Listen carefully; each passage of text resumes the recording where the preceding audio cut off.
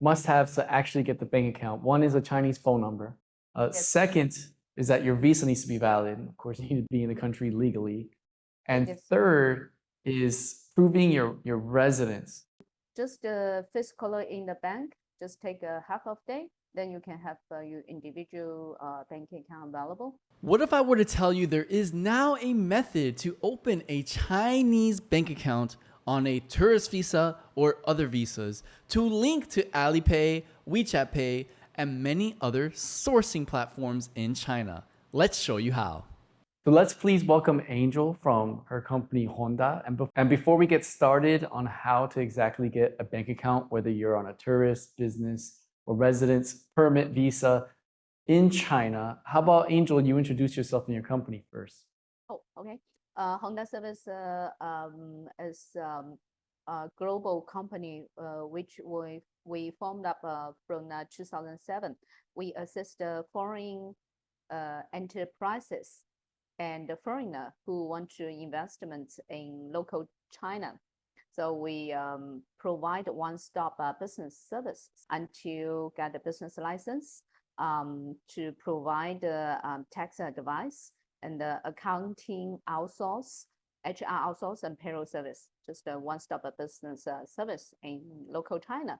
And since 2018, we also assist the Chinese investor to other country. Yeah, we have office in Shenzhen, in Guangzhou, in Haikou, Beijing, and Shanghai, UK, and London. So it seems like you have plenty of experience throughout all the provinces or many provinces in China to help foreigners get settled when it comes to opening a bank account or anything like that. Mission is China company made easy. Great, great. So if anyone ever want to open a company or anything like that, you'd be the right person. Now, outside of opening a company, what if there's people that are coming on a tourist visa, but for business? To give you some examples, China hosts a lot of exhibitions each year. In Guangzhou, they have the Canton Fair, and that happens all the time. So if I'm in that situation where I'm going for business, although I'm going as a tourist as well, what are the basic requirements and fees required to actually get a bank account in China to do transactions with these business partners? Actually, before I discuss talking about the bank account opening, I want to share one good news with you. It's about the Immigration Bureau was issuing a policy at the early of this month. There's two policies. One is regarding if you holding a traveling visa or business visa, you can get the extension in local China. And you also can apply for multiple entry visa, longer visa in China to get your visa, get you available visa to let you stay in China for a longer time. That's one. Another policy is about when you apply for resident visa, you need to submit your passport into the Immigration Bureau. They will holding your passport until you have the available visa. But they cancel that. It's about you can apply for your resident visa, but Immigration Bureau will not holding you passports. So these two policies already have the signal from the China government. They want to have a more investor, not only for enterprises, but also about the foreigner individual who want to doing the business in mainland China. If normally the bank will request you have resident visa, work visa, and you need to have China mobile registered under your name, then you can have a bank account, individual bank account in local. And this China mobile, you need to have a more than 1 year available. Then you can have a bank account. But we also contact with the local bank. Some of them limited about whether you have work visa or not. They just request you need to have available visa. You have a mobile, that's a must. You have a living address in China, but this we can settle that. Then you can have an individual bank account, but you must physically in China. Okay, so it seems like there are a couple must-have in order. Like, let's say I'm here on a tourist visa. must-haves to actually get the bank account. One is a Chinese phone number, like a SIM card phone number, not a virtual phone number, issued by China Mobile or China Telecom, etc. You can get that at the airport. If you're coming in, there's stations Right. that can issue you a mobile SIM card right there, right then and there. So that should be your first step. Yes. Second is that your visa needs to be valid. Of course, you need to be in the country legally. And Yes. third is proving your residence.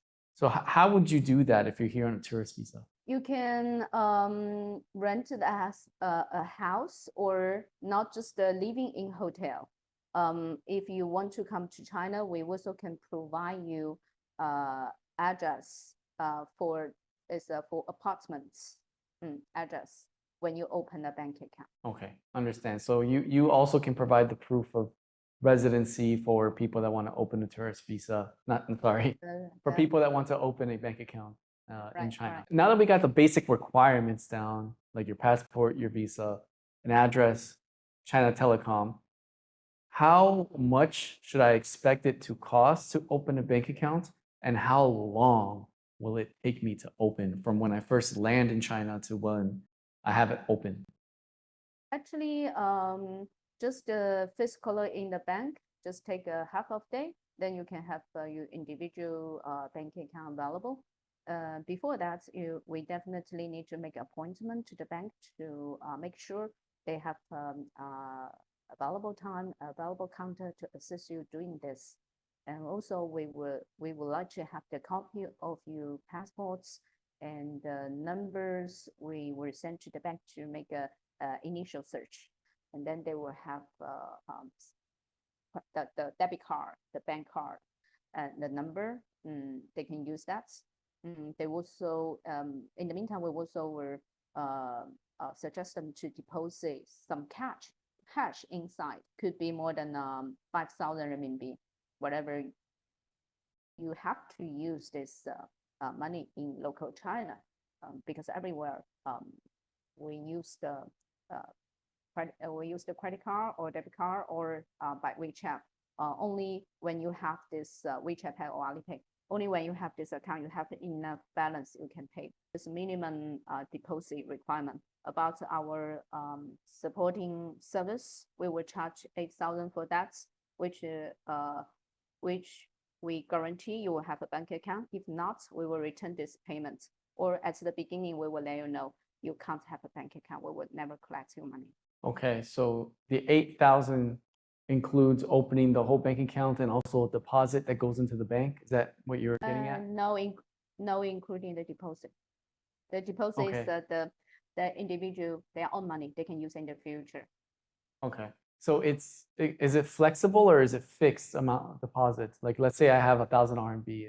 Is that enough, or do I need like the 5,000 with me? 5,000 is minimum. If you have more, the bank will be much happier. Okay. So there's a minimum deposit as well as the 8,000 fee for you doing the opening bank account process within half a day. Something else I want to verify that your answer takes half a day is, what can I do if I want to use your service to make it go as smooth as possible and as quick as possible before I even land in China? Just send us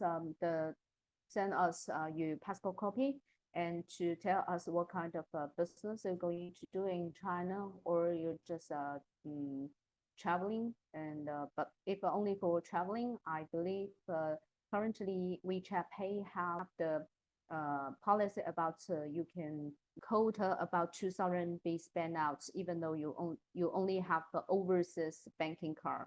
So if you're traveling, I don't think that they need us.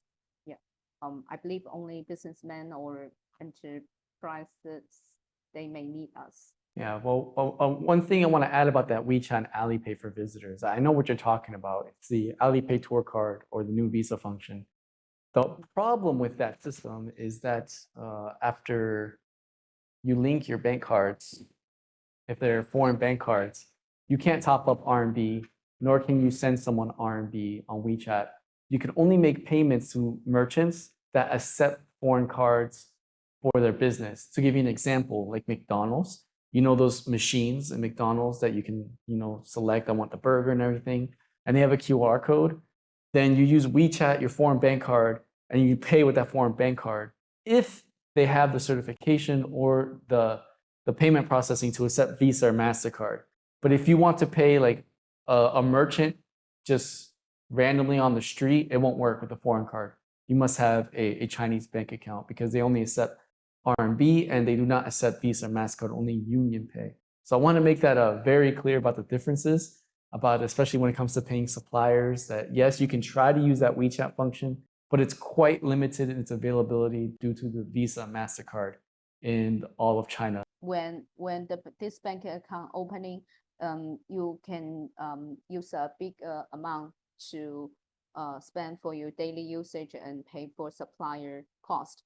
But again, because the bank will doing the basic KYC, if you just a tourist, how we can explain to the bank what you're going to do in China.